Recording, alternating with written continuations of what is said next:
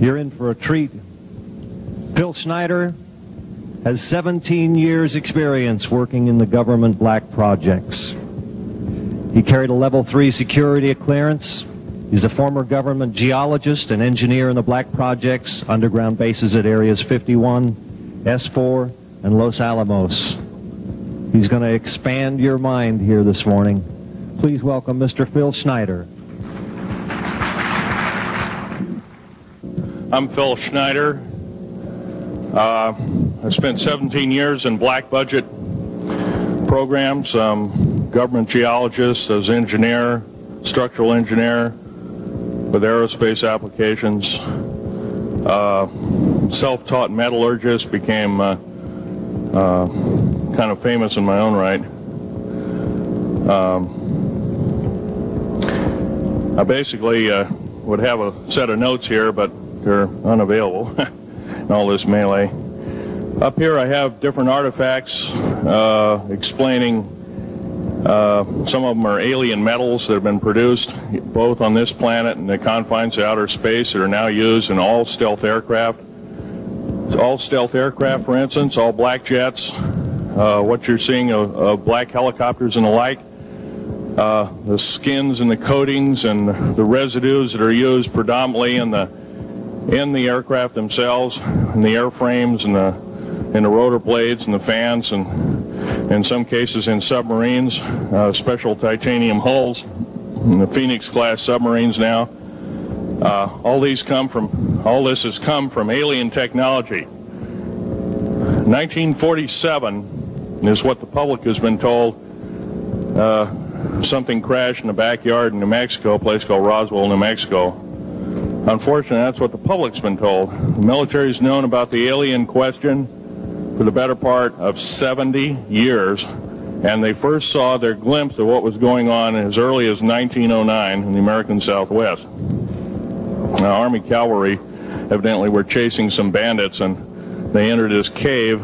They were holed up in a cave, and what they found in there was flying discs and little gray guys and all kinds of weird things, and they didn't know how to explain that, and they wrote them down as best they could, and it's been in secret archives ever since. And it's up down by the Truth or Consequences area of New Mexico.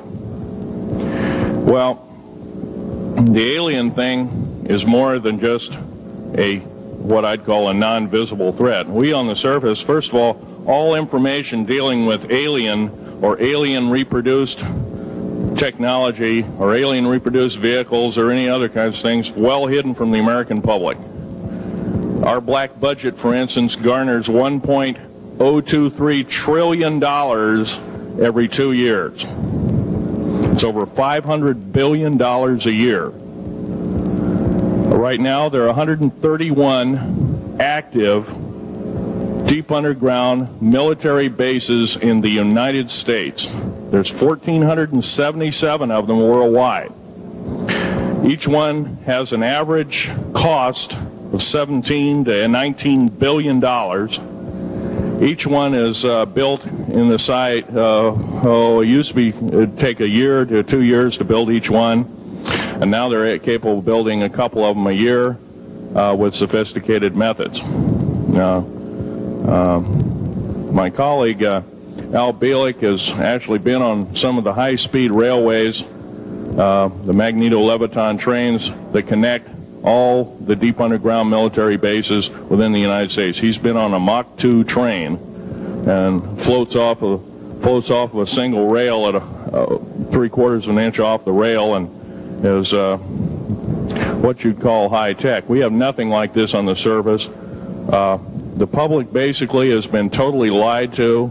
We're considered stupid or even moronic in some cases.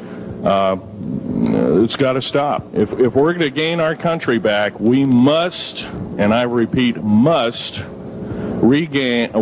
instill in our public officials, anybody that goes and does public service, they must tell us the truth. If they cannot do this, then they must be impeached, or they must be removed from office. If this cannot occur, if the truth cannot totally come out, there are reasons for secrecy, for instance, but if the truth cannot totally come out, what's the use in us having anything called freedom? Okay, now I have pictures here that I'm going to show you during the break in artifacts, and I ask you to kind of look at them but not handle them. I have actual crashed retrieval metal from Roswell, New Mexico. It's given to me when I was 14 years old. For instance, I've got other things. I've got pieces of this piece of titanium, a special titanium alloy made for everything from the original SR-71 Blackberry. That's old hat now. F-117A is their old hat now. They're making a whole new class of hypersonic above Mach 5 aircraft that employ extremely modern charged particle beam weapons. They don't even use lasers anymore. Computer enhanced imaging radar, although it's used in helicopters for public surveillance, computer enhanced imaging radar, and in satellite technology. The brand new kid on the block is a kind of infrared technology where a satellite 150,000 miles out in a geosynchronous orbit, or not quite geosynchronous orbit, but these spy satellites can literally look in and see a dime on the floor, say on your kitchen floor. They have a resolution factor of 99.999961. This particular piece of metal, I'm going to drop it on the floor here. It'll kind of ring like a bell. You can't break it.